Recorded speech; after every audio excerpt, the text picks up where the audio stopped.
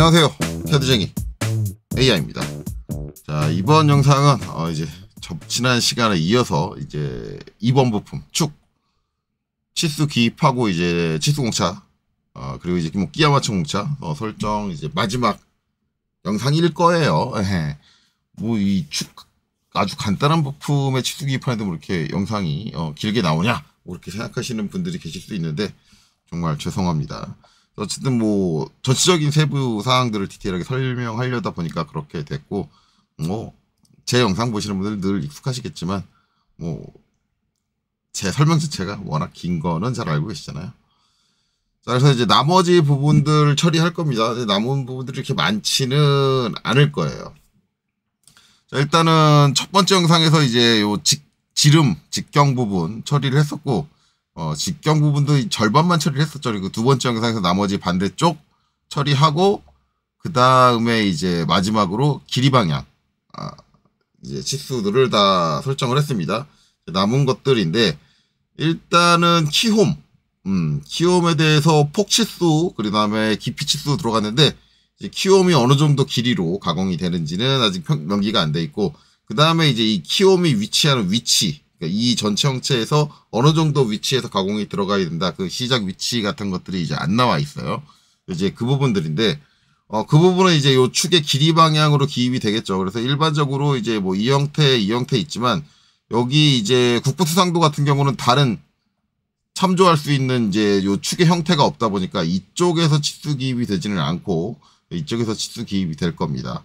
그럼 여기서 이제 키의 가공을 시작하는데, 어디서부터 이제 어떻게 시작하느냐, 이제 요게 관건이 되고, 결국은 이제 앞서서도 얘기를 했지만, 가공 작업자가 필요로 하는 치수가 뭐냐를 보는데, 이것도 마찬가지로 수작업자 기준으로 볼 거냐, 아니면 캠 작업자 기준으로 볼 거냐에 따라 좀 달라요. 그래서 일단은 두 가지를 다 표시를 하고, 그 중에 이제 어느 쪽을 할 거다라는 거는 이제 그 이후에 얘기를 하도록 하죠. 자, 일단은 저는 이제 수작업자 기준으로 먼저 생각을 한다 그러면, 솔직히 말하면 요 키홈의 가공에 대해서 수작업 방식들, 여러분들이 이제 유튜브에서 영상 같은 걸 좀 찾아보시는 걸 권장을 드려요.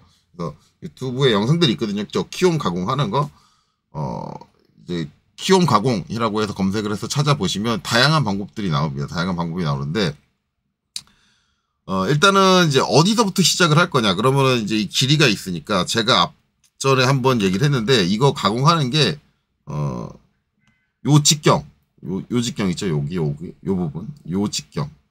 요 직경에 해당하는 밀링 툴을 가지고 와서 요 중심에 맞춰가지고 요 깊이까지 한번 뚫어줍니다. 그래서 이제 이렇게 한번 뚫어주거든요.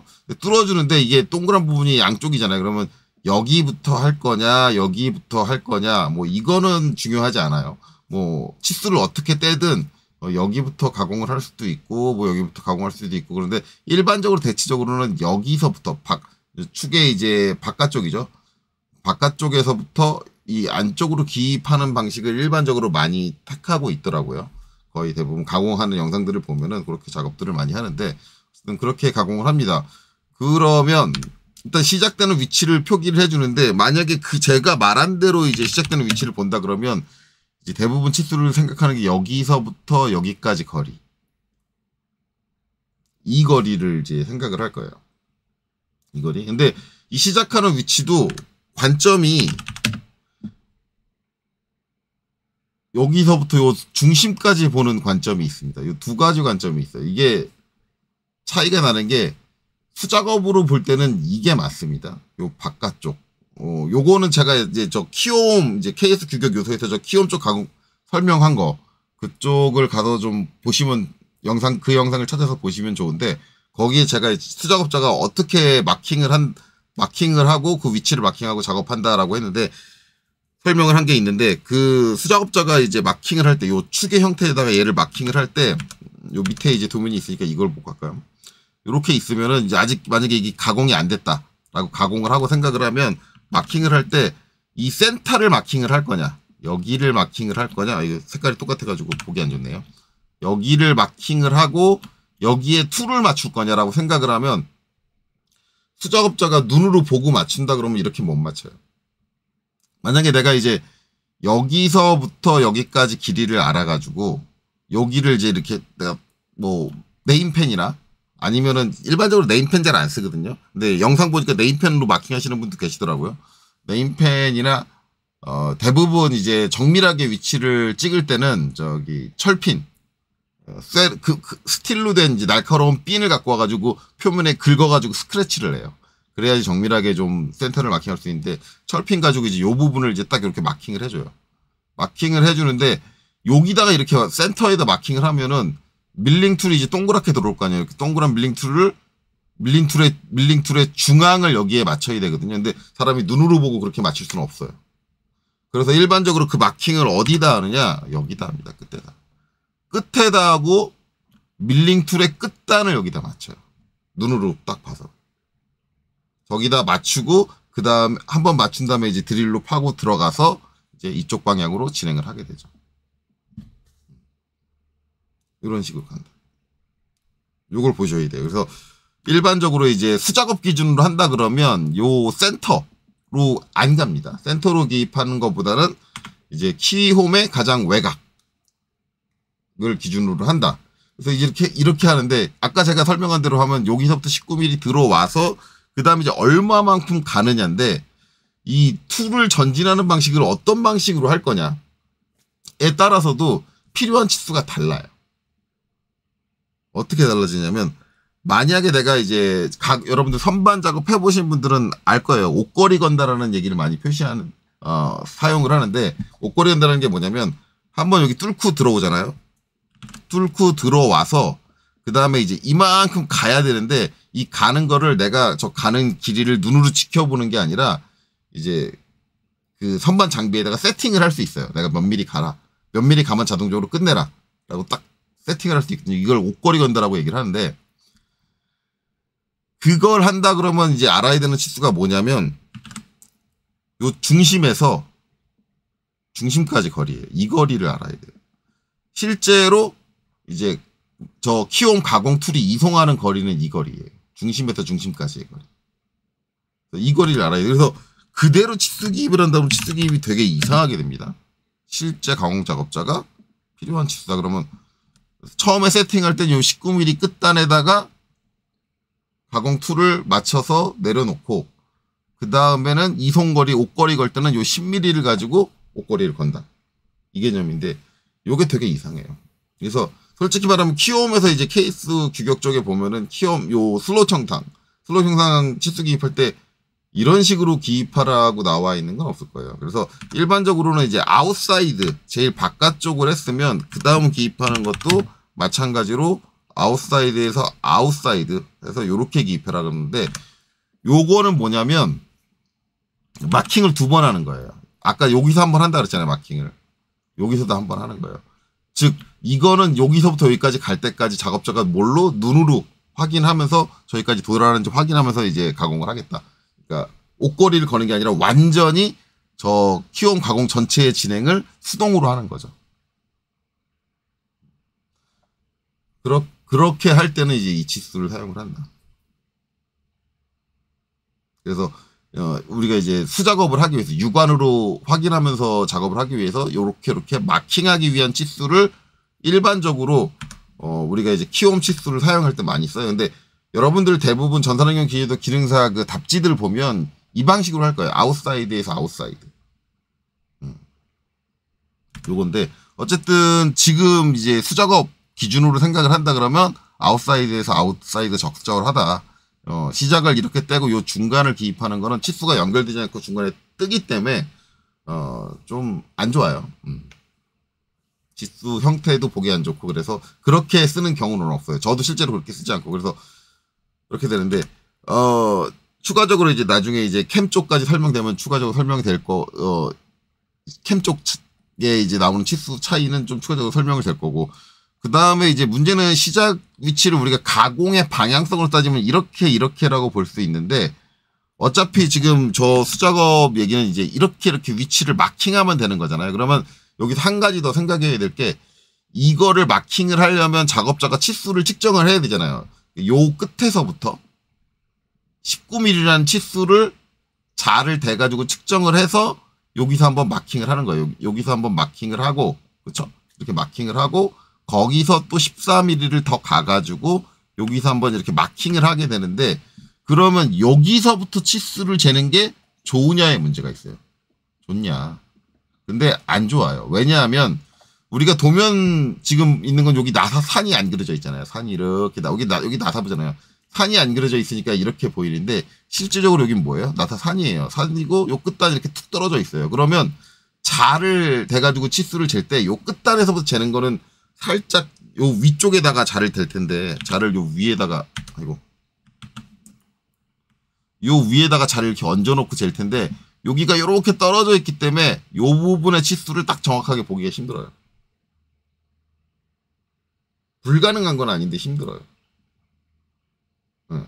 그러니까 이거는 작업자가 치수를 측정하기에 좋은 포지션이 아니다라는 거예요. 그러면 작업자가 치수를 측정해가지고 저기다 마킹하기 좋으려면 좋은 포지션이 어디냐? 여기에요.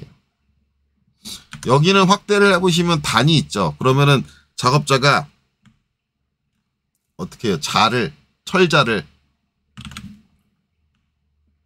여기다가 이렇게 된단 말이에요. 돼가지고 여기서 이제 이 거리를 안다고 하면, 이 거리를 안다 그러면 여기서 한번 그 거리 마킹 딱 해주고, 철자에는 이렇게 눈금을 보고 그 다음에 이 거리를 마킹 딱 한단 말이에요. 그래서 일반적으로 키움은 이렇게 좀 측정하기 힘든 시작 위치에서 시작을 하는 것보다 명확하게 끝단을 내가 딱 자에서 끝단을 딱 짚어줄 수 있는 요 포인트를 시작 포인트로 갖고 가는 게 맞아요. 그래서 일반적으로 우리 축치수 기입하는데 지금 다 어디? 바깥을 기준으로 치수를 이렇게 안쪽으로 들이고, 여기도 제일 바깥을 기준으로 안쪽으로 들이고 이렇게 했는데, 키움 같은 경우는 가공하기 좋은 쪽에서 이렇게 먹는 게 맞아요. 이해가 되셨나요? 그래서 이제 시작하는 지금 양쪽에서 표시할 수 있는데, 이쪽으로는 측정해야 될 길이도 멀고, 멀면 멀수록 측정 오차가 발생할 확률이 높아요. 이쪽은 측정하면 3mm만 측정하면 되니까 가깝기도 하고 측정 오차가 그렇게 누적될 확률도 적고, 그렇죠? 그러다 보니까 이쪽에서부터 치수를 떼주는 게 수작업하는 작업자가 그 치수를 확인하고 그 다음에 그 치수를 마킹하기에 훨씬 더 좋다라는 걸 인지하셨으면 좋겠어요. 그래서 이제 여기 치수를 한번 떼보면 DLI, 아까 했던 거 다시 하겠죠. 여기서 요 끝까지, 그렇죠? 이렇게 오고, 자, 여기다 맞출게요. 맞추고 얘 높이는 저는 항상 12mm 띄우니까 12 한번 띄워볼게요. 근데 얘랑 싸우네요. 얘랑 싸우면 이럴 때는 위에 공간이 좀 없을 것 같은데 얘를 더 위로 보내야 될 것 같아요.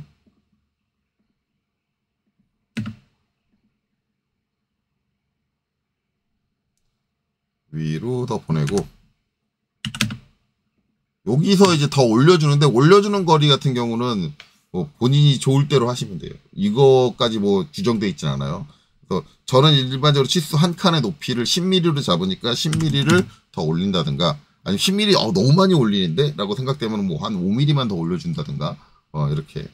이거는 뭐 여러분들 좋을 대로 하시면 돼요. 그래서 저는 이제 치수가 두 줄이 있다라고 생각하고 이제 한 줄 더 이렇게 올려주거든요. 근데 이렇게 되면 이제 공간 차지는 많이 하겠죠, 도면에서. 공간 차지 많이 하니까 난 공간 차지 도면에서 너무 많이 하는 거 싫어. 이렇게 치수 너무 길게 나와가지고. 그러신 분들은 좀 간섭이 안 되는 정도로 적절하게 더 낮춰준다든가, 이렇게 좀 줄여준다든가. 그거는 본인이 좋을 대로 하면 되겠죠. 그래서 줄인다 그러면 그냥 5mm 정도 더 줄여줄 수 있겠죠. 뭐 이렇게. 자, 그 다음에 이제 아까 끝에서 끝까지 간다 그랬으니까 DLI. 자, 이렇게 갑니다. 자, 끝에서 끝까지 간다. 딱 이렇게 됐는데, 자, 여기서 이제 한 가지 더 봐야 될 거. 그러면 이제 이쪽에서는 요 위치는 요 3mm가 키움의 시작 위치를 표시를 하고 있고, 그 다음에 여기서 14mm가 실제 가공돼야 되는 전체 길이를 이제 명기를 해주고 있어요. 명기를 해주고 있는데, 여기서 이제 또 한 가지 봐야 될 거는 여기에 치수 공차는 어떻게 해야 하는가. 실제로 이제 시작 위치, 시작 위치 같은 경우는 이제 우리가 이제 기계 구성 요소를 보면 알겠지만 중간에 이렇게 있잖아요. 중간에 키움이. 그러면은 이제 여기 우리 이제 V벨트 풀리 같은 경우는 키홈이 어떻게 돼 있어요? 완전히 관통으로 뻥 나 있죠.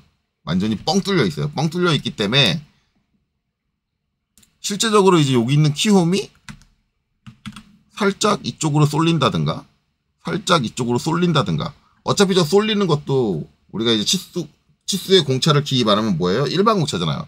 일반 공차 끼케야 뭐 0.1mm잖아요. 0.1mm니까 0.1mm 정도 저렇게 한쪽으로 쏠린다 해서 이 키홈이 전혀 문제가 될 이유는 전혀 없죠. 그러니까 그 시작 위치 자체는 어떻게 돼요? 그냥 일반 공차의 범위에서 결정되면 되니까 별도의 치수 공차를 기입할 필요가 없죠. 대신에 전체 길이가 문제입니다. 전체 길이는 여기에 이제 뭐예요? 결국은 이제 키라는 요소가 여기에 이렇게 껴지는 거 아니에요? 이렇게 껴지는 거잖아요. 그러면 키라는 요소가 가지고 있는 이 길이도 있을 거 아니에요? 얘도 14일 거 아니에요? 이 키의 전체 길이가 14mm다. 14다. 그러면 이제 이 키도 일반 공차로 길이를 가공을 하고 요 홈도 일반 공차로 길이를 가공한다. 그러면 이제 가정을 해서 일반 공차가 만약에 14mm가 플러스 마이너스 0.1이다. 라고 하고 얘도 일반 공차로 그냥 가공해야지 해서 플러스 마이너스 0.1로 가공을 했다. 라는 거예요. 그러면 여기서 만약에 얘가 마이너스 0.1이 났어. 그래서 13.9로 가공했어요. 그러면은 이 플러스 마이너스 1에 들어오는 값이니까 얘는 뭐예요? OK예요. 그리고 요 키 블록도 14에서 플러스 마이너스 0.1이니까 키 길이를 가공을 했는데 14.1mm로 가공이 됐어. 그러면 플러스 0.1이니까 얘도 OK예요. 그럼 이게 조립이 될까요? 안 되죠. 구멍이 13.9밖에 안 되는데 얘 14.1이래. 못 들어가. 이게 무슨 얘기인지 알겠죠? 즉 무슨 얘기냐면 키홈은 절대 마이너스 0.1이 벌어져서는 안 돼요. 이 현상이 벌어지면 안 되고 키는 절대로 플러스 0.1이 되면 안 돼요. 그래서 껴지는 키는 플러스 공차를 허용하면 안 돼요. 일반 공차에서. 그래서 이거를 다시 정리를 하면 어떻게 되느냐? 결국 여기에 껴지는 요 키 블록 요 14mm는 플러스가 허용이 안 되기 때문에 0에서 마이너스 0.1만 허용을 해야 돼요. 그리고 키가 껴지는 키홈은 이 길이 방향에서 자 얘는 플러스 0.1이 되는 건 괜찮지만 마이너스로 허용하면 안 되기 때문에 마이너스는 0에서 끝나는 거예요. 자, 이렇게 치수 공차를 주게 되면 어떻게 돼요? 얘는 길이가 가장 길게 가공되는 게 얼마예요? 제로예요. 얘는 길이가 가장 짧게 가공되는 게 얼마예요? 제로예요. 그럼 딱 맞죠? 딱 맞는 상태로 껴지든가 얘가 길이가 가장 길게 가공되는 게 얼마예요? 요거죠. 플러스 0.1, 14.1이에요. 얘가 길이가 가장 짧게 가공되는 게 얼마예요? 마이너스 0.1이죠. 13.9예요. 무조건 껴지는 상태로 가는 거죠. 그렇기 때문에 키홈의 길이는 반드시 마이너스 공차를 허용하면 안 된다라는 단서가 붙어요. 그렇기 때문에 우리가 이제 일반 공차에서 이제 가장 작은 공차가 0.1이니까 그걸 그냥 전체적인 일반 공차의 범주로 생각을 하고 이 길이는 여기 옆에 있죠. MA 이렇게 0에서 플러스 0.1까지만 허용해야 돼요. 그러니까 일반 공차에서 마이너스 공차는 허용을 하면 안 되니까 직접적으로 일반 공차긴 하지만 이렇게 치수 공차를 명기를 해줘야 되는 거죠. 이렇게 안 해주면 키 블럭이 안 껴질 수도 있어요. 네, 그러면 불량이잖아요. 그러니까 우리가 이제 저런 치수 공차나 저런 것들을 기입하는 건 불량이 나지 않기 위해서 조립이 안 되는 상황을 피하기 위해서 그리고 정상적인 동작을 방해하는 아니면은 그런 게 이루어질 수 없는 그런 오차들을 막기 위해서 주는 거기 때문에 이렇게 이런 것들은 표현해줘야 된다. 이제 이런 공차들이 솔직히 어렵죠. 왜냐하면 저런 것들이 뭐 이제 케이스 규격표에서 찾는 것도 아니고 내가 저거 조립할 때 어떤 관계다라는 걸 생각을 해가지고 해야 돼요. 근데 여기서 이제 상당히 이제 깊게 생각하는 친구들은 이런 질문을 해볼 만해요. 선생님, 어차피 키도 끼워지는 거잖아요. 그럼 끼워 맞춘 공차. 왜냐하면 우리가 폭에서도 전체 폭에서도 끼워 맞춘 공차라는 걸 줬잖아요. 그러면 이 길이에도 그냥 끼워 맞춘 공차를 주면 되지요? 라고 말씀하시는 학생들이 계세요. 그래서 어떻게 하느냐? 이렇게 하죠. 이거를 Ctrl-Z로 MA 한 거 취소할게요.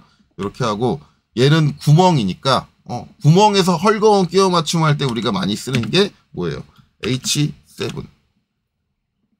그리고 뭐예요? 여기 껴지는 키 블럭을 축에서 우리가 많이 쓰는 게 뭐예요? H6. 이렇게 하면 간단한 거 아닙니까? 우리가 알고 있는 일반적인 끼워 맞춤으로. 저렇게 하면 무조건 껴질 거 아니에요. 맞아요. 이렇게 하면 무조건 껴져요. 왜냐하면 H7을 하면 얘는 위쪽으로 플러스 공차역, 그 다음에 마이너스는 제로, 0에서부터 시작을 하니까 H7은 무조건 H는 무조건 0에서 시작하고 거기에 얘는 구멍이니까 플러스 방향으로 공차역을 가해라, 더해라 라는 게 되고, 얘는 축이니까 축의 개념으로 소문자를 썼으니까 축의 개념으로 들어가면 얘는 공차 시작을 0에서 하고 마이너스 쪽에 공차역을 더해라 라는 게 되기 때문에 맞아요. 이렇게 해도 조립이 돼요. 무조건. 그러니까 그러면 H7을 쓰면 되는 거 아니에요? 라고 하는데, 여러분들이 알고 있는 끼워 맞춘 공차, 뭐 H7, H6 이거는 정밀한 공차예요. 엄청나게 정밀한 공차예요. 그러니까 어느 정도의 위치, 포지션까지 다 맞아야 된다라는 거예요. 그러니까 얘가 키가 이렇게 껴졌을 때 이쪽 축 방향으로, 좌우 방향으로, 지금 보시는 거에서 좌우 방향으로 까딱까딱 움직이는 여유가 없이 거의 타이트하게 붙어야 된다라고 할 때 쓰는 게 이 끼워 맞춤의 헐거운 끼워 맞춤이에요. 근데 앞서서도 얘기했지만 이 시작 위치도 별로 뭐 이쪽으로 시작 위치가 좀 더 가도 상관없고 이쪽으로 시작 위치가 좀 더 밀려도 상관없고, 그렇게 저쪽 방향에 대해서는 전혀 신경 쓸 것도 없는, 필요도 없는 건데, 그걸 굳이 이렇게 H6, H7 등급으로 되게 심하게, 저 H7, H6를 따지게 되면 저기 14의 H7 한번 봅시다. 얼마인지. 7급이 보여야 되니까 13은 여기죠. 10에서 18.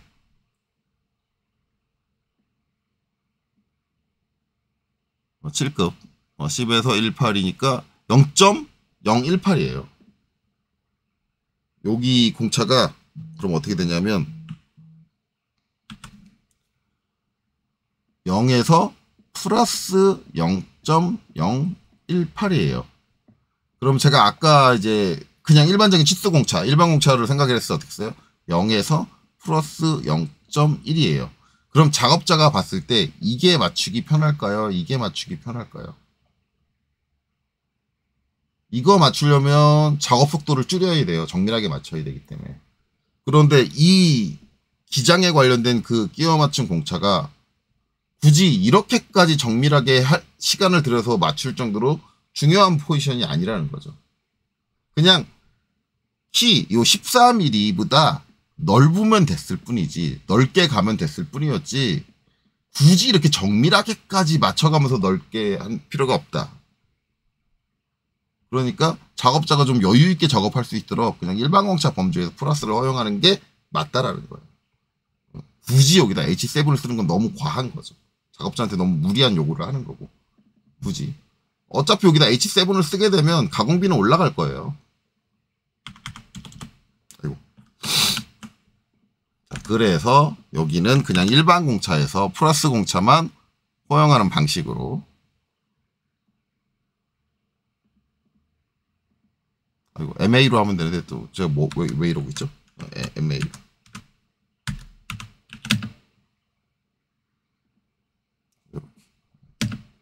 이런 방식으로 해준다. 그래서 이 길이 방향에 0.1이 들어가는 거는 케이스 뷰에도 안 나와 있고 아무 데도 안 나와 있는데 왜 저건 왜 저렇게 하는 거예요? 라고 그렇게 질문하시는 분들이 되게 많아요. 되게 많은데 이런 이유 때문에 여기에다가 이렇게 플러스만 허용을 하는 방식으로 준다라는 거죠. 자, 그 다음에 이제 또 한 가지는 이제 여러분들 알고 있는 게 여기서 안 끝날 거예요. 여기를 이렇게 이을 거예요. 이을 거예요. 이렇게. 이제 국부투상도잖아요. 그러니까는 이 국부 형상이 요 키움에 관련된 요 키움을 위해서 본 국부 형상이야를 명확하게 해주기 위해서 이걸 해주는 건데 이거를 꼭 해줘야 되느냐라고 굳이 묻는다면은 일반적으로는 꼭 해주는 게 아니에요. 꼭 해줘야 돼. 저걸 없이 해줄 수도 있어요. 그냥 이렇게 놓을 수도 있는데 그게 이제 경우가 어떤 경우냐면 지금 요 치수랑 이 형상이랑 사이에 걸리는 게 아무것도 없잖아요. 아무것도 없으면 일반적으로는 해주는 게 맞아요. 해주는 게 맞아요. 그리고 이 연결해주는 선의 종류는 무슨 선이냐라고 물어보시는 분들이 계신데 저 선은 KS 규격에 뭐라고 돼 있냐면 치수 보조선을 연장하여 라고 돼 있어요. 그러니까 이 선은 이 양쪽에 있는 이 선은 뭐냐면 이 치수 보조선을 연장한 거예요. 그러니까 얘는 치수 보조선이다라고 생각을 하시면 돼요.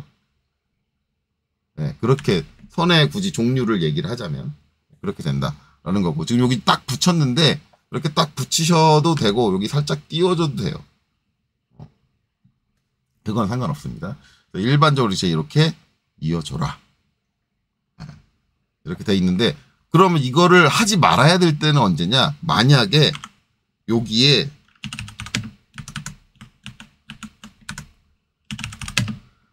요 사이에 다른 치수가 기입될 수밖에 없는 상황. 만약에 여기에 이 치수 기입돼야 되는데 이럴 때는 이거 안 하는 거예요. 이거 없이 이렇게 하는 거예요. 그러니까 이거 연결해 주는 건 요 사이에 뭔가 장애물이 다른 치수나 방해물이 끼워지지 않을 때만 하는 거지 저기에 다른 치수가 들어가야 하는데 그 사이에 어쩔 수 없는 상황에서 다른 치수가 들어가야 하는데도 무리하게 얘를 그려야 된다. 그건 잘못된 거예요. 그러니까 이게 상황이 되면 하는 거지만 상황이 안 되면 안 해줘도 무방하다. 그러면 이제 되게 게으른 학생들은 이럴 거예요. 그러면 안 해줘도 무방한 거면 그냥 이 상태에서도 안 해주면 안 돼요. 네, 이거는 아니고 상황이 되면 해주는 게 맞다. 지금 이 둘 사이에는 걸리는 게 없으니까 이렇게 되는 거죠. 그래서 제가 지금 이제 요 부분에 대해서 말씀을 드렸는데 지금 이 설명한 기준은 뭐냐면 수작업 기준이에요. 그럼 반대쪽에도 키움이 있잖아요. 반대쪽에도 키움이 있으니까 요거 가지고 또 추가적인 설명을 할게요. 제가 실무에 있을 때 주로 썼던 방식은 솔직히 말하면 저는 이 방식을 안 썼어요. 솔직히 말하면 제가 실무를 할 때 솔직히 요 키움 가공에 대해서 제대로 이해하고 있지는 못했던 것 같아요. 정확히 말하면 키움 가공을 수작업으로 할 때 이런 게 어떤 치수가 작업자한테 필요하다를 제대로 인지 못했고 그냥 제 나름의 기준으로 그냥 얘기를 한 거예요. 생각을 해서 기입을 한 거예요. 근데 그 기준이 어떤 기준이었냐면 결국은 캠 가공 기준이었어요. 캠 가공. 캠 가공은 어차피 이제 우리가 어떤 좌표, 가공해야 될 좌표를 생각할 때 뭘 가지고 생각을 하냐면 툴의 센터를 가지고 생각을 해요. 캠 가공은. 그러면 지금 여기처럼 치수를 여기서 요 끝단을 맞추잖아요. 그러면 이건 캠 가공 작업자가 알아야 되는 치수는 아니야. 만약에 캠에서 원점을 여기를 잡았다. 이 면을 원점으로 잡았다라고 하면 실적으로 툴의 중심을 어디에 놓이냐면 이 중심까지 놓이거든요. 그러면 실제로 캠 가공에서 내가 그냥 수기 프로그램만 가지고 배치를 한다 그러면 원점에서 여기까지 거리를 띄워서 시작을 한다라는 게 필요하거든요. 그래서 실제로 캠 작업자 기준으로 생각을 한다 그러면 치수가 어떻게 들어가냐면 여기에서 여기까지가 들어가는 거예요. 위치는 얘랑 맞출게요. 이렇게 들어가요. 센터까지. 그리고 그 다음에 뭐예요? 여기서 툴을 이만큼 띄워서 들어가고 그 다음에 툴이 이송하는 이송거리를 캠에다 입력을 하잖아요. 그러면 그 다음에 어떻게 돼요? 이 거리가 나오게 돼요. 캠 작업 기준으로 생각을 하면. 그리고 MA. 공차는 똑같은 이유로 이렇게 붙겠죠. 그래서 제가 실무에서는 이렇게 많이 기입했어요. 그리고 여기서는 여기를 이렇게 이어줬는데 지금 보면 얘는 중심선이고요. 얘는 뭐예요? 치수 보조선이에요. 그렇기 때문에 여기는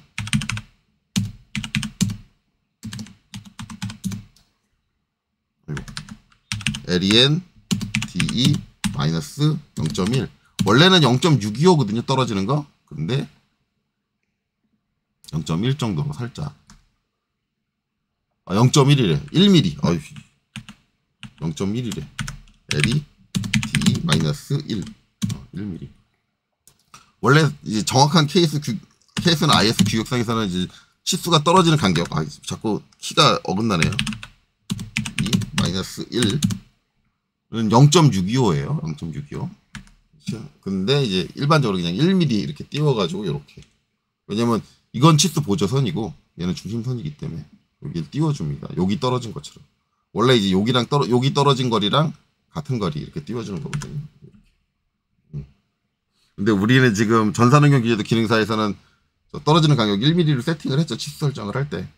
왜냐하면 이게 일반적인 A2로 작업을 해서 A3로 출력을 하다 보니까 그거를 일반적인 1대1 도면 기준으로 하면 저게 너무 가까워서 딱 붙어버리니까 1mm로 띄우기로 제가 설정을 바꿔놨었죠. 그래서 이제 여기는 1mm 띄웁니다.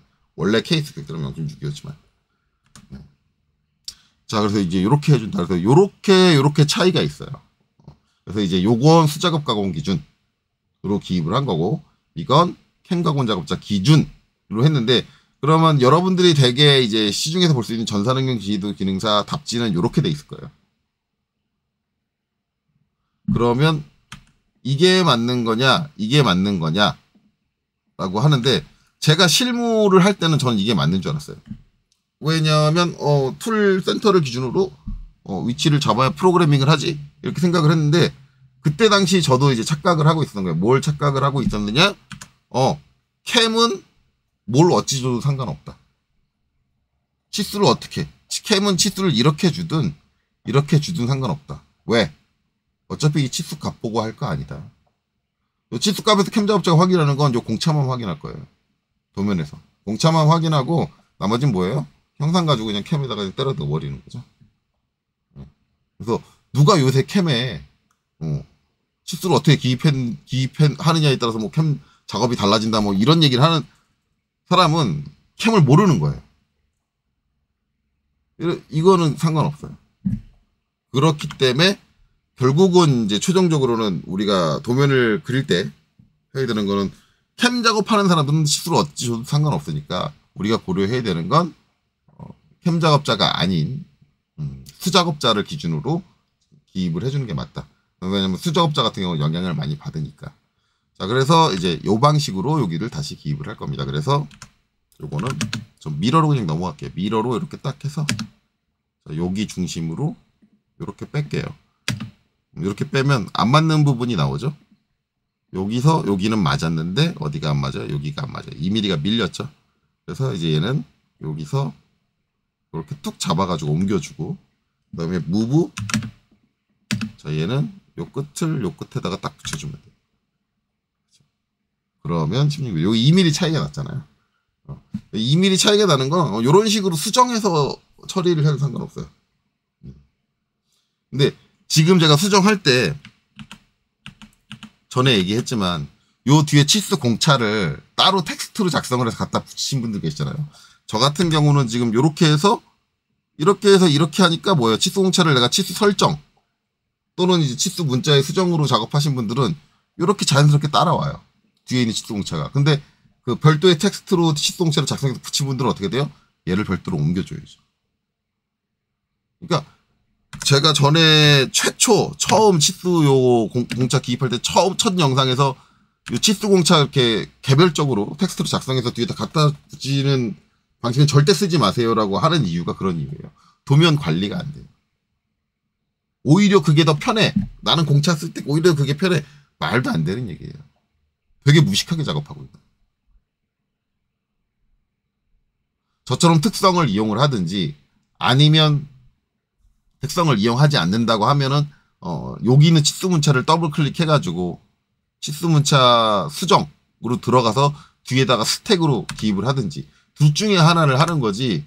실제로 그렇게 치수공차를 따로 넣어서 작업하는 거는 진짜 무식한 행위입니다. 물론 이제 요새 실무에 그렇게 작업하는 사람들이 많아요. 왜냐하면 학원에서 그렇게 가르쳐 버릇해서 그래요. 아주 옛날 분들 그렇게 치수공차 넣으시는 분들 별로 없어요. 그렇게 넣는 분들은 거의 대부분 요새 배운 학생들이에요. 요새 배워가지고 실무에 투입된 분들인데 강사들이 너무 개판으로 가르쳐놨어. 그러면 할 수 있는 건 욕밖에 없어요. 욕이 나갈 수밖에 없는 거고. 그러니까 제가 강사분들한테 누누이 하는 얘기는 왜 욕먹을 사람을 키우냐 이거죠. 본인이 똑바로 가르쳤어. 그 강사분이 똑바로 알려줬으면 그렇게 그분이 욕먹을 일이 없는데 왜 그런 식으로 가르치냐.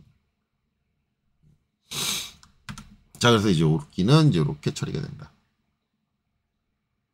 자, 그러면 이제 길이 방향 이제 요 키홈 위치까지 다 정해졌고 남은 거 뭐냐? 남은 거 이제 여기 이제 필렛 처리한 것들.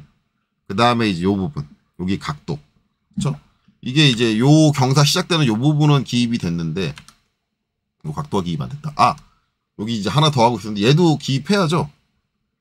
얘도 저거 합시다. 저거 얘 같은 경우 이렇게 기입하시면 돼요. 여기서 여기까지 이렇게 하고 얘는 깊이가 없으니까 그냥 제가 늘상 떼던 대로 12mm 띄우면 되겠네요. 12mm. 그 다음에 여기서 여기까지 요거고 공차는 똑같겠죠. 이게 아이고 MA 그대로 붙겠죠. 이렇게. 그 다음에 얘도 미러로 처리하면 되겠죠. 미러. 그 다음에 똑같이 2mm는 여기서 이 그립점을 잡아서 여기다 딱 붙여주면 되겠죠. 그러면 이제 이 부분은 똑같이 처리가 된다. 그럼 이제 여기서 처리 안 된 건 뭐예요? 요 깊이. 그쵸? 깊이에 대한 건데, 깊이에 대한 걸 설명을 할게요. 앞서서 한번 설명했어요. 방식은 둘 중 하나다.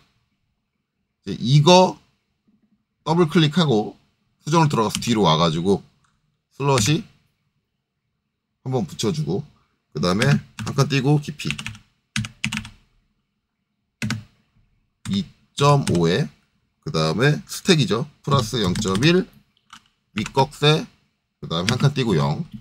자, 여기 전체 블럭 잡고 스택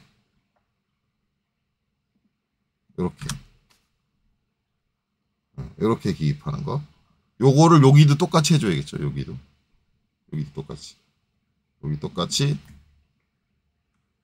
더블 클릭해 들어가고 슬롯이 한 칸 띄고 깊이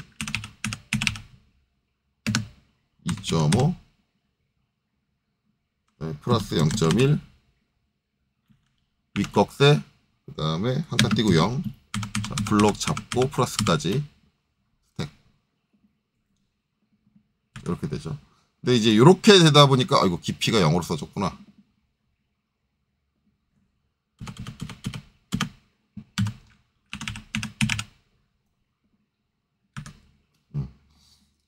이렇게 되다 보니까 지금 요게 이제 여기 있는 치수들하고 너무 이제 이렇게 가까이 붙게 돼서 그렇게 보기엔 좋지 않아 보여요. 그래서 저 같으면 이 방법 써도 됩니다. 써도 돼요. 근데 이 방법 저 같으면 안 쓰고 어떻게 하느냐?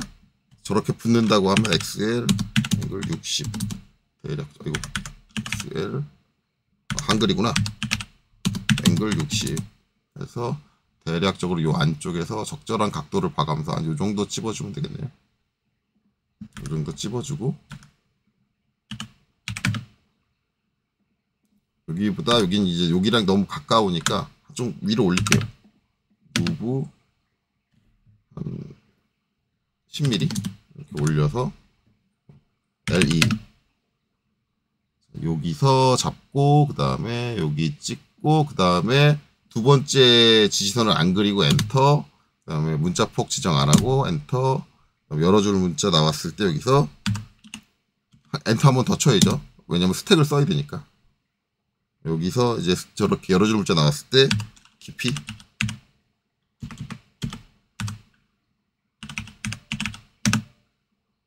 2.5 플러스 0.1 윗꺽쇠 한 칸 띄고 0 블럭 잡고 스택. 자, 저는 요거 맞춰주는 편이니까 무브해서 요점을 여기로 요거 이제 60도 딱 맞추려고 하는 거예요. 근데 저처럼 이렇게 60도 딱 맞추려고 안 하셔도 상관없다 그랬어요. 그것까지 여러분들한테 강요하지 않아요. 저는 이렇게 안 하면 제가 못 견뎌가지고 저렇게 한다고 누누이 설명드렸습니다. 저것까지 강요하지 않아요. 저렇게 해주면 이쁘기는 하지만. 그리고 이제 요 앞에 화살표는 작은 점으로 바꿔주시면 돼요. 그리고 요거 미러로 한번 해볼까요? 미러로 하면 제대로 작성이 되나? 미러로 이렇게 엔터. 미러로 잘 작성됐죠? 이제 요렇게 여기 깊이도 요렇게 표현해주는 방법입니다. 그러면 이제 요런 식으로 표현을 해주면 솔직히 말하면 이제 얘를 굳이 위쪽에 이제 이렇게 국부투상도가 별도로 있지 않아도 되니까 이 도면 한 장으로 지금 끝나는 거죠. 이 도면 한 장으로 끝나는 거예요. 그러니까 어떻게 보면은 도면의 효율, 내가 도면을 덜 그려도 된다 라고 하는 거는 이쪽이 좀 더 효율적이기는 해요. 효율적. 근데 이제 실무라고 한다 그러면 실무는 이렇게도 안 한다 그랬죠. 그냥 다 그려요. 위에 평면도 통째로 다 그립니다. 왜냐하면 우리 저번에 처음에도 얘기했지만 도면 용지가 공간이 남아요. 얘가 길기 때문에 위쪽이 무조건 영역이 한참 많이 남기 때문에 뭐 남는데 굳이 저걸 저렇게 그릴 필요 있어. 어차피 이거 카피를 복사하면 되는데 그런 생각이 더 강하기 때문에 실무에서는 무조건 그려요. 그냥 평면도. 그거는 이제 실무가 더 차이점은 인지하시면 되고. 자, 이렇게 되면 이제 요 키움에 대한 표현은 진짜 다 끝났고. 자꾸 왔다 갔다 해서 죄송해요. 그 다음에 이제 남은 거는 이제 이렇게 짜잘하게 있는 필렛들. 그렇죠? 필렛들. 처리를 해줄게요. 자, 그러면 여기서 이제 DRA. 여기서 이제 여기 잡고 이쪽으로 뺄게요. 이쪽으로 빼는데 이렇게 하면 치수하고 너무 가까우니까 여기 공간 충분하니까 좀 길게 빼가지고 이렇게 빼주시고 그 다음에 이제 여기도 필렛이죠. 이렇게 하고 실적으로 이제 제가 여기 기입할 때 이 두 개를 기입을 안 하려고 똑같은 값으로 갔어요. 0.5, 0.5 갔는데 솔직히 말하면 이쪽은 0.5 괜찮은데 이쪽은 약간 크게 주는 게 좋아요. 0.5로 갔는데 솔직히 말하면 이쪽은 한 1에서 2 정도 가시는 게 좋아요. 1에서 2 정도 가는 게. 그리고 한 가지 더 얘기하자면 솔직히 말하면 이거 설계 미스예요. 설계 미스인데 그럼 선생님 수정해가지고 예제를 만드시지 왜 안 그랬어요? 왜 안 그랬냐면 이렇게 설계를 하는 게 이제 여러분들 시중에 돌고 있는 예제로 나와 있다라는 거예요. 이게 왜 설계 미스냐면 이거 여러분들 이제 제가 보여드리면 결국은 이제 얘가 여기다 갖다 붙여볼게요. 여기에 이렇게 딱 닿는 거잖아요. 이렇게 닿으면 여기에 수직면이 어디서 끝나요? 여기서 끝나죠. 끝나면 실제 얘는 없는 거니까 원래 얘가 이렇게 조립돼야 되는 거잖아요. 이렇게.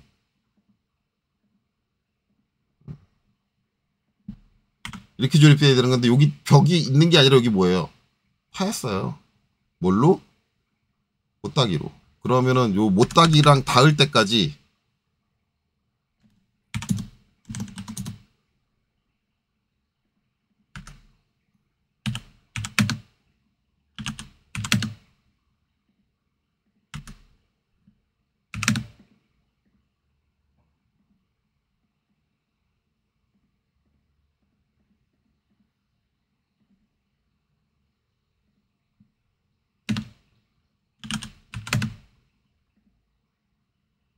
이렇게 들어와 버려요.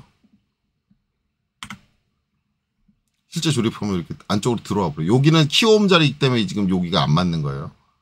이렇게 들어와 버려요. 그래서 끝단이 딱 안 맞고 이게 거리를 얼마만큼 차이 나게 하냐면 0.58, 0.6mm 정도 차이 나게 하거든요. 솔직히 말하면 지금 여기 있는 이 제품은 불량이에요. 설계 불량. 만약에 여기 오일 실 때문에 여기에 테이퍼가 이렇게 들어가야 한다고 하면은 이 테이퍼가 적용되고 여기 못따기가 1mm가 들어가잖아요. 그러면 여기 축직경이 요거잖아요. 요거. 여기서 최소한 옵셋 1.5mm 이상 스트레이트부가 나오도록 축직경을 두껍게 설계해야 돼요.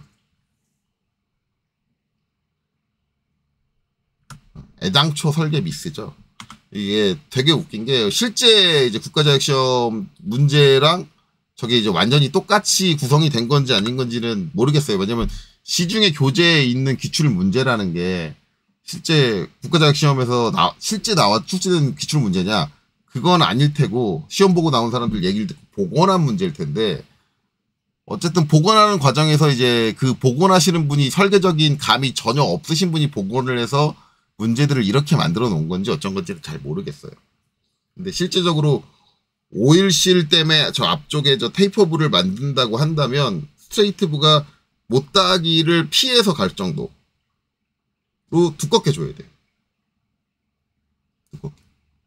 아니면 못따기를 1을 안 주고 0.5를 하고 거기다 여기 못따기를 1이 아니라 0.5를 하고 0.5 치수 기입을 하든가. 둘 중 하나는 해줘야 돼요. 뭘 하든 해줘야 돼요. 어쨌든 이제 설계가 좀 이상하다. 근데 얘는 0.5 해도 여기 직선부가 0.2밖에 안 나오거든요. 그러니까 0.5로 한다 그래도 이 축직경은 미스예요. 근데 어차피 축직경 여기 베어링 껴지는 데잖아요. 베어링은 베어링에서 사용할 수 있는 축직경들이 정해져 있어요. 15 다음에 16mm 이거보다 키운다고 16파이짜리를 못 써요. 1mm 키우겠다. 16파이짜리 못 쓰고 저거 넘어가면 이제 17파이로 가야 됩니다. 17파이로 가야 되는데 좀 확 커지죠. 확.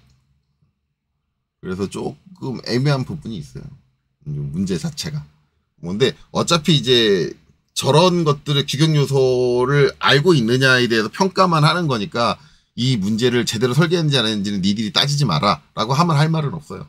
그냥 평가를 하기 위한 문제다. 여기다가 뭐 실무적으로 설계를 잘했는지 못했는지 그것까지 빗대지 말라라고 하면 할 말은 없지. 어쨌든 여러분이 실제 설계할 땐 주의하세요. 만약에 이 오일실 때문에 나오는 요 테이퍼를 넣겠다라고 하면 저거를 감안해서 축직경이 충분히 두꺼워야 합니다. 그건 이제 참고적으로 아시면 되고 시험 보실 때 아실 필요는 없고. 어쨌든 그렇게 된다. 그래서 어쨌든 이제 이렇게 해서 이제 요 필렛 주는데 제가 이제 둘 다 0.5를 준 거는 이제 이거를 이제 하나로 퉁치겠다. 그래서 제가 원래 생각하는 거는 이거예요. 이게 이쪽에 두 개가 있고 반대쪽에 두 개가 있으니까 앞에 와서 4 곱하기 0.5 요거 하나 기입하고 끝내자. 실무면 이렇게 했을 거야. 실무면 이렇게 했는데 솔직히 말하면은 이게 그렇게 권장할 만한 치수 기입은 아니에요. 그냥 이렇게 따로따로 기입해 주시는 게 훨씬 더 좋은 치수 기입. 공간이 충분하다고 하면. 만약에 공간이 부족하다 그러면 제가 말했던 것처럼 저런 편법을 쓸 수 있는데 지금 봤을 때는 따로따로 기입해도 전혀 문제가 없을 정도로 충분해요. 충분해요. 그렇기 때문에 이렇게 따로따로 기입하시는 게 훨씬 더 좋습니다. 왜냐하면 엄밀히 말하면 이 부분하고 이 부분하고 같은 부분이라고 보기는 조금 어려워요. 왜냐면 위치적으로 다르니까. 물론 반대쪽은 같은 부분을 봐서 요거 앞에다가 2 곱하기 붙여줄 수 있는데 반대쪽도 공간이 충분하다라고 하면 그냥 여기도 그냥 따로 기입해 주시는 게 확실해요. 이게 더 치수가 확실하게 구분이 되기 때문에 이게 더 확실해요. 그러니까 굳이 확실할 수 있는 치수를 그냥 편법을 다른 방법을 써서 기입할 필요는 없다 라는 생각이 드네요. 여기서 치수를 기입을 하다 보니까. 그래서 이 부분은 이렇게 가면 될 것 같고 이제 요렇게 기입하면 요 안쪽에 직선부가 남잖아요. 저게 이제 여기도 남았죠. 남았는데 얘 같은 경우는 여기가 중심입니다라고 표현해서 요런 경우에는 표시하기. 그러니까 중심선이 이렇게 명확하게 있을 때는 요 안쪽에 이게 내부 치수선 또는 강제 치수선이라고 하는데 저게 있으면 보기 좋은데 이게 여기는 요 필렛 부분은 우리가 중심을 안 그리잖아요. 그 상태에서 이렇게 들어오면은 이건 상당히 어색해요. 그래서 원래 이렇게 내부에 중심이 없을 때는 얘네들은 저 안쪽에 있는 내부 치수선을 남겨놓질 않아요. 그래서 일반적으로 이렇게 하고 컨트롤 1번 맞춤해서 치수성 광채를 끄기를 해주죠. 끄기를 해서 그냥 화살표면에 이렇게 딱 닿게. 근데 이제 여기서 요렇게 제가 학생들한테 보여드리면 학생들이 하는 선생님 그거 안 하면 감점이에요? 왜냐면 학생들은 자기가 하기 귀찮다라고 생각하는 것들은 일반적으로 피하려고 그래요. 뭔가 작업을 한 번 더 해야 된다. 라 그러면 시간도 없고 내가 지금 문제에 적응도 안 됐고 저런 상황은 난 피하고 싶은데 라고 생각을 해요. 그래서 일반적으로 이제 항상 확인하는 게 그거죠. 그렇게 안 하면 이거 되게 번거로운데 그렇게 안 하면 꼭 그렇게 해야만 해요. 그렇게 안 하면 감점이에요. 이에요라고 하는데 솔직히 말하면 저거 안 없앴다고 해서 감점되지는 않을 거예요. 이 얘기를 학생들한테 하면 학생들 대부분 안 없애요. 근데 제가 까놓고 얘기하면 제 밑에 놈이 저랬다 라고 하면은 욕을 바가지로 할 거예요. 도면을 하나를 그리더라도 좀 깔끔하게 그리라고 제발. 보기 좋게 그리라고. 기본적으로 이제 귀찮고 게으르고 그 다음에 자격증 시험 때 저런 거 처리하는 거 저런 되게 단순한 거 처리하는 거 한두 개가 부담이 된다는 얘기는 뭐예요? 아직 자격증 시험 보러 갈 실력이 안 됐다는 얘기예요. 이런 것들이 이런 사사로운 것들이 전혀 부담이 안 될 때 난 저런 자격시험 볼 때 충분한 시간적 여유가 있어가지고 이런 처리도 난 깔끔하게 해줄 수 있어. 이 정도 실력이 됐을 때 자격증 시험을 보러 가야 되는 거지. 지금 그런 말들을 하는 학생들은 대부분 뭐냐면 자기 실력이 안 되는데 억지로 어떻게 해서 60점만 아슬아슬하게 턱걸이를 해가지고 합격하면 된다. 그런 자격증은 의미가 없다고 제가 누누이 말씀을 드리는 게 결국 실무 가서 자기 실력은 바닥이 나게 돼 있어요. 그럼 어차피 실무에서 적응을 못해요. 그러니까 자격증을 난 취미를 딴다. 난 자격증 수집욕이 있다. 라는 사람들은 뭐 그렇게 해도 되게 제가 신경을 안 쓰는데 난 이 자격증을 따서 이거 가지고 일을 할 거다라고 하시는 분들은 그런 태도로 접근하지 마세요. 그건 아니다. 이런 디테일한 것도 좀 깔끔하게 전혀 부담스럽지 않게 당연하게 처리할 수 있는 그런 실력을 갖추시는 게 좋고 그 다음에 필렛부가 하나 더 있죠. 여기 베어링 닿는 부분 있죠.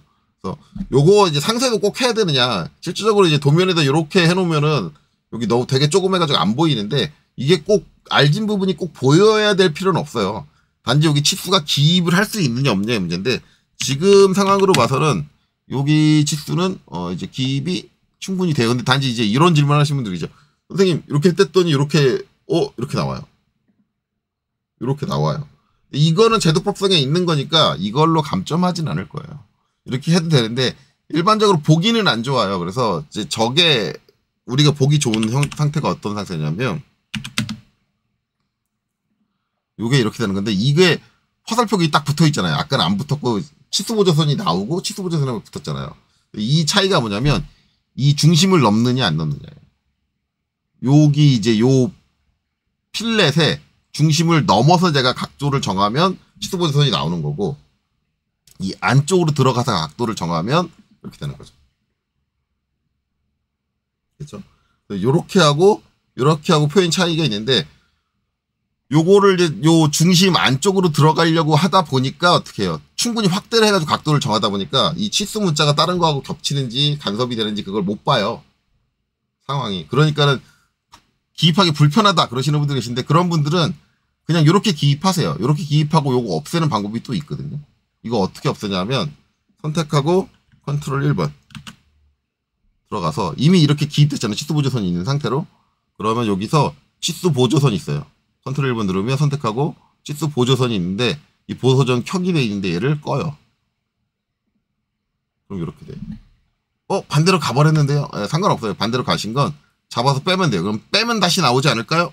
라고 하는데 빼보시면 치수 보조선을 안 쓰겠다고 꺼버렸기 때문에 안 나와요. 그래서 방법은 두 가지입니다. 요 중심, 요 필렛의 중심 안쪽에서 위치를 정하든가 아니면 그냥 치수 보조선 나오게 하고 설정해서 치수 보조선을 끈 다음에 위치를 다시 돌려주든가 이렇게 하시면 됩니다. 선생님 그거 상당히 번거로워요 라고 하면 그냥 치수 보조선 나오게 기입하세요. 그것도 엄밀히 말하면 제도법상에 그렇게 기입해도 된다 라고 돼 있어요. 근데 뭐 그렇게 좋아하지는 않아요. 선호하지는 않아요. 그 방식을. 어쩔 수 없는 경우에만 쓰는 거지 뭐 이렇게 선호하는 방식은 아니다.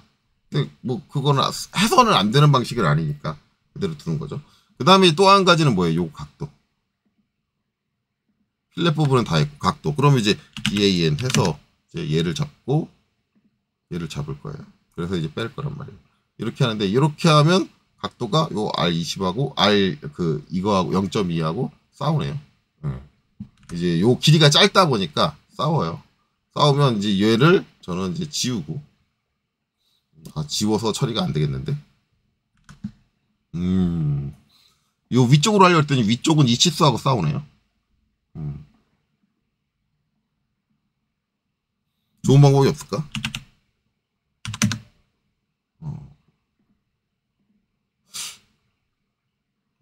요것도 되는 방법이긴 한데 저는 이렇게 선호하는 방법은 아니거든요. 이거를 이렇게 하면 안 된다라는 건 없는데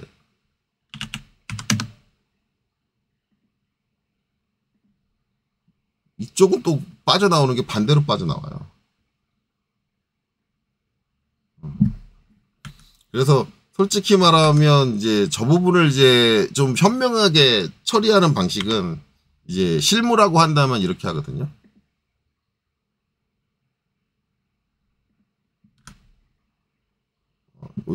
요쪽은 요쪽은 이대로 둘까?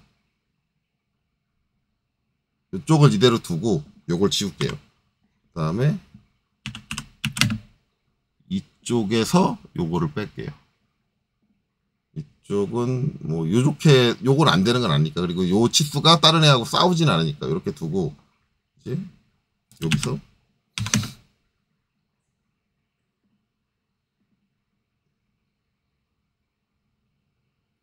여기는 이제 이렇게 기입을 하고 그 다음에 여기서 얘를 더블 클릭해가지고 여기 반대쪽에도 있으니까 2 곱하기 뭐 이렇게 해주는 방법도 있기는 해요. 근데 이제 어찌 됐든 저찌 됐든 지금 요 안 되는 공간에 우겨 넣겠다라는 얘기잖아요.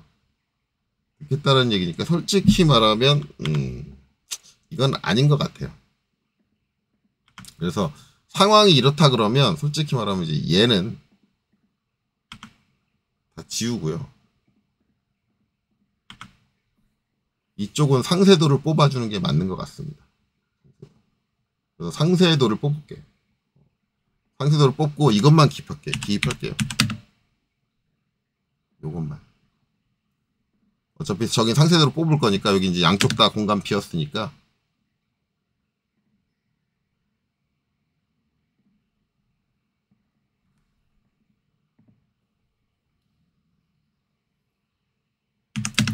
자, 이렇게 하고 이제 여기는 상쇄도를 뽑을 거니까 원을 좀 그릴게요. 원을 이렇게 그려서 CO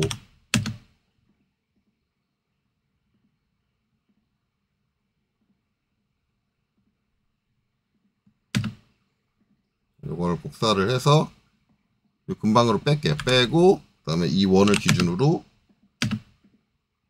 잘라주고 여기서 이제 요게 있는데 요거는 몇 배를 키울지 여러분들이 도면에 공간 남는 걸 보고 좀 보시면 되고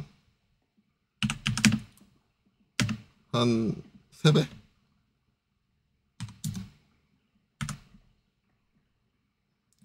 3배 하고 요 사이에 넣을까? 사이에 들어가려나? 일단 요 사이에 둘게. 사이에 두고 DRA 여기 치수 뺄게요. 그 다음에 이제 여기 치수 빼주고 그 다음에 DAN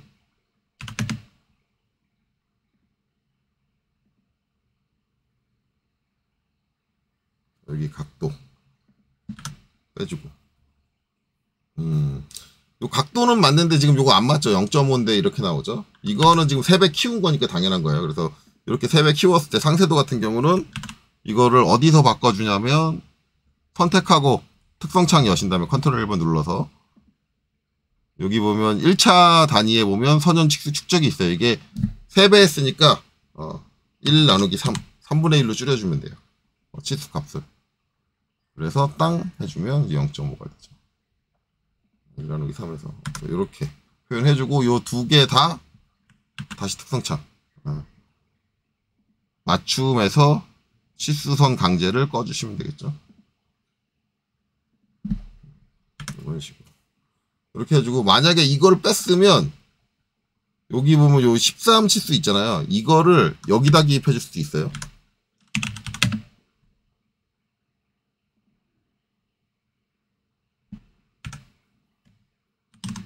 요렇게. 이렇게 해서 여기다 기입해주고, 여기는 프로 C 13으로 해주고, 요쪽은 선이 없잖아요. 요 위쪽 선이 없으니까 여기는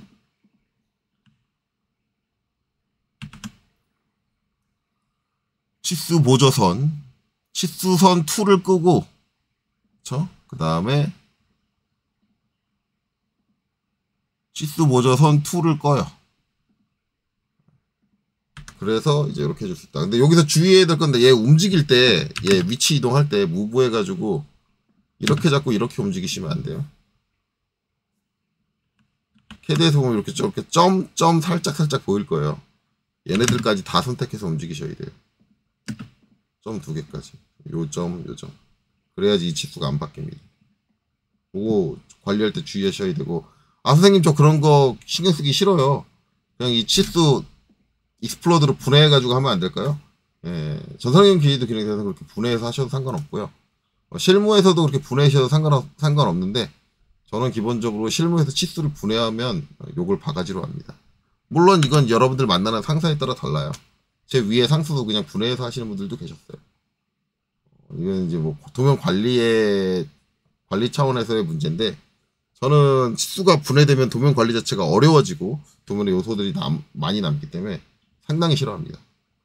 그건 뭐 어디까지나 제 개인적인 개취예요. 개취. 그러니까 뭐 그것까지 여러분들이 맞추실 필요는 없죠. 자, 이렇게 하고 그 다음에 이제 상세도 했으니까, 상세도 이제 요거 라벨은 붙여줘야죠. 레이블은 붙여줘야 되니까 XL 앵글 마이너스 60 해서 CN 중심 잡아가지고 이번에 중심을 잡고, 그 다음에 지시선은 XL. 자, 얘랑 높이 맞출게요. 저 이렇게 미친 듯이 이렇게 뭔가 자꾸 위치를 맞추고 각도를 맞추잖아요. 자, 이거는 짜증 나시는 분들은 안 따라 하셔도 돼요. 분명히 얘기하지만. 자, 그 다음에 지시선이니까 L이. 자, 여기 잡고, 여기 잡고. 그 다음에 수평하게는 그냥 엔터. 이거를 전에 제가 여기서 뭐 상세도 쓴 거나 단면도 레이블 쓴 거 없죠. 그러면 이제 뷰 레이블은 이게 처음이네요. 뷰 레이블은 이게 처음이니까 문자폭 없고 A로 주면 될 것 같아요. 대문자 A. 엔터. 그 다음에 무브 움직여가지고 이제 이쪽으로 빼줄 거고, 이렇게 빼줄 거고. 그 다음에 이제 상세 표시에 여기 화살표 없는 게 KS 규격의 정상입니다. 화살표 남겨놓으시는 분들 계신데 없는 게 정상이기 때문에 여기서 화살표 없는 선 컨트롤 1번에서 선미 화살표에 기타에서 화살표 없는 선 요걸로 해주고 X 해주시면 이렇게 되고, 그 다음에 이제 여기다가 요걸 붙였으면 여기다가도 레이블을 붙여줘야 돼요. 이제 레이블은 그냥 텍스트로 작성을 하시면 되고, 요 레이블 크기에 대해서 상당히 논란이 많아요. 이제 문자 높이 5로 해야 된다, 아니면 3.5로 해야 된다, 논란이 많은데, KS 규격대로 하면은 우리가 치수 문자 높이를 2.5를 썼잖아요. 그럼 그거보다 한 치수 큰 거예요, 원래. 레이블 문자 높이는 한 치수 큰 거. 그러니까 이제 치수 문자 높이보다 좀 더 식별성을 높여준다라고 하는데, 어떤 분들은 이제 여기 있는 것도 키워요. 여기 있는 것도 키우는데, 솔직히 여기 있는 거 키우게 되면 지시선 쓸 때 피곤해지거든요. 물론 이렇게 하고 키우고 싶으면 얘 선택하고, 문자 나중에 작성된 다음에 선택하고 컨트롤 1번 한 다음에 문자 높이만 바꿔줄 수는 있어요. 여기서 문자 높이 이제 5 하고, 문자 색상이 이 색상이면 안 되죠. 초록색 이렇게 바꿔주실 수는 있어요. 이렇게 바꿔줄 수 있는데, 솔직히 말하면 이쪽에 붙는 레이블은 굳이 이렇게 키우는 거는 저는 아니라고 하거든요. 생각을 하거든요. 이게 왜 그러냐면, 이게 3.5면은 이게 치수 문자 높이가 이제 KS 규격대로 2.5였으면은 얘 3.5로 써도 괜찮아요. 예, 도면에 그려지는 형체의 크기 대비해서 적절한데, 저게 5가 되면 너무 커요. 원래는 이제 저것도 한 치수 큰 게 맞기는 해요. 이것도 한 치수가 큰 게 맞긴 한데, 그래서 저는 이제 제가 시험 볼 때를 기준으로 하면 저는 이건 여기 붙는 레이블은 안 키웠어요. 안 키우고 그냥 3.5 그대로 가고 지선 쓴 거는 여기 붙는 레이블만 키워줬는데 이거를 이제 5 정도로, 왜냐면 지금 3.5로 우리가 문자 높이를 3.5로 쓰기 때문에 걔보다 커야 되니까, 그러면 이제 여기는 이제 치수 문자 높이 5 정도로 사용을 하게 되는 거죠. 자, 그래서 이제 저는 어떻게 쓰느냐, 전 DT를 주로 쓴다 그랬어요. MT 잘 안 씁니다.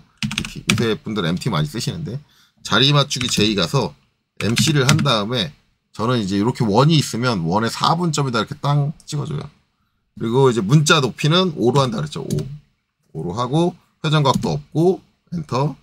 그 다음에 상세. 그 다음에 한 칸 띄고 A. 상세 A고, 그 다음에 한 칸 띄고 나서 자 다음 줄 내려왔죠. 여기서는 축척. 지금 이게 3배 키웠죠. 3배.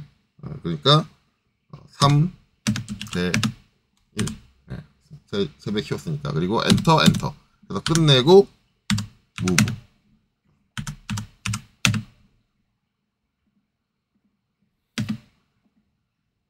자, 여기서 치수랑 싸우지 않게 적절히 위치로 옮겨주면 되고, 그럼 얘네들은 전부 다 외형선으로 보내야겠죠. 왜냐면 문자 높이 5 썼으니까 선의 굵기도 0.5로 출력이 될 수 있도록 외형선 굵기. 이렇게. 그래서 만약에 이렇게 작성을 하는데 치수를 여기다 이걸 기입을 했잖아요. 그럼 얘 지울 수 있어요.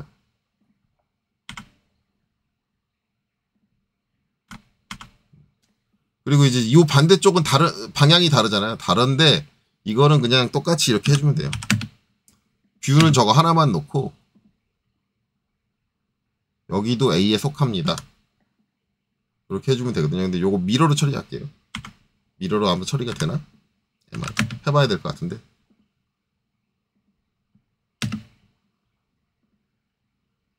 아이고. 문자가 안 넘어간, 문자가 선택이 안 됐나 보네요. 이렇게 해서 문자까지 같이 선택을 하고 여기를 중심으로 네, 잘 처리가 되죠. 이렇게 붙여주고 나면 요게 이제 여기에 해당하고 여기에 해당한다. 방향이 다르긴 하지만 상관없습니다. 어차피 대칭이라는 거 이런 것들은 다 인지가 되니까. 그래서 이제 이렇게 처리해주면 된다. 그래서 만약에 저렇게 해줬으면 여기 13, 13 없어지니까 얘가 10mm 줄여주면 되고 10mm 줄여주면 되고. 그래서 요 부분 같은 경우는 여기 선이 너무 따닥따닥 붙으니까 이렇게 처리해주면 좀 더 보기 좋을 거예요. 그래서 이제 이런 방식으로 처리해줄 수 있다. 그러면 이제 여기서는 빠진 거 없고 이제 지금 여기까지 여기서 정리한 거를 여기에도 적용을 해줘야겠죠. 여기에도 여기 이제 30도까지 다 적용이 됐고 여기에도 처리를 해주자. 그러면 자, 여기서 처리하려면 남은 부분 여기도 한번 해볼게요. 일단 DRA 자, 여기 자, 반지름 여기 반지름 그 다음에 DA는 여기 각도 설명은 다 위에서 했으니까 자, 충분히 길게 빼서 이렇게 놔주고요. 여기도 얘가 싸우는데 얘가 좀 옮겨줄 수 있는 얘 여유가 있죠. 왜냐면 깊이가 없으니까 옮겨가지고 한번 처리해 봅시다.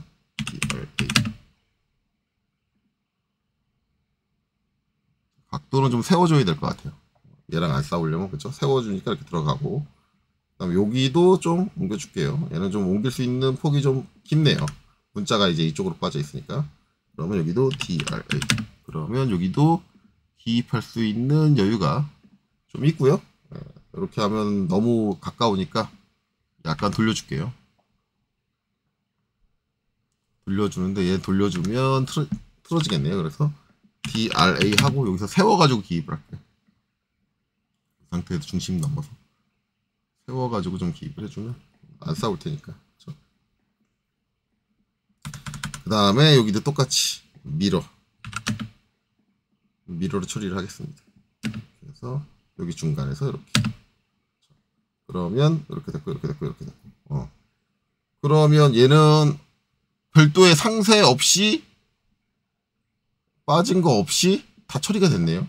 그래서 제가 처음에도 이제 요 뷰를 구성을 하면서 말씀을 드렸지만 그냥 도면 작업적인 효율, 그냥 요 한 장으로 다 요 하나의 뷰로 다 끝내겠다라고 생각을 하면 이 방식이 훨씬 효율적이에요.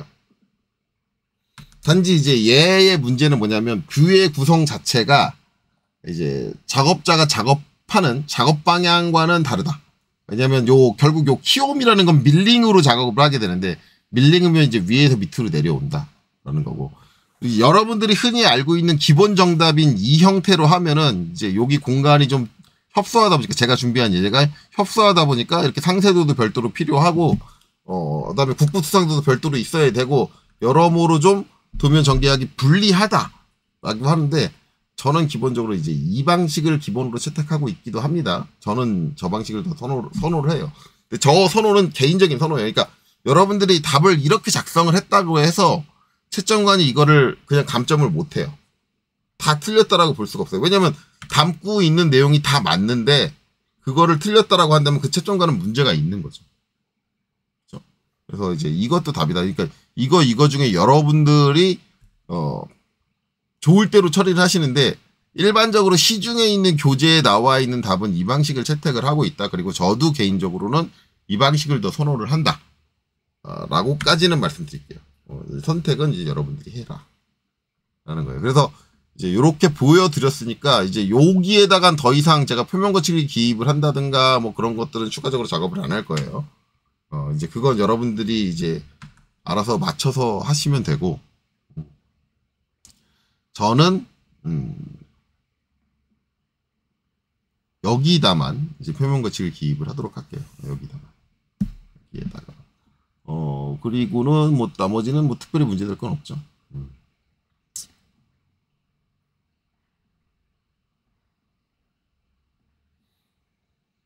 혹시라도 치수가 누락된 데가 있나 라고 보고 있어요.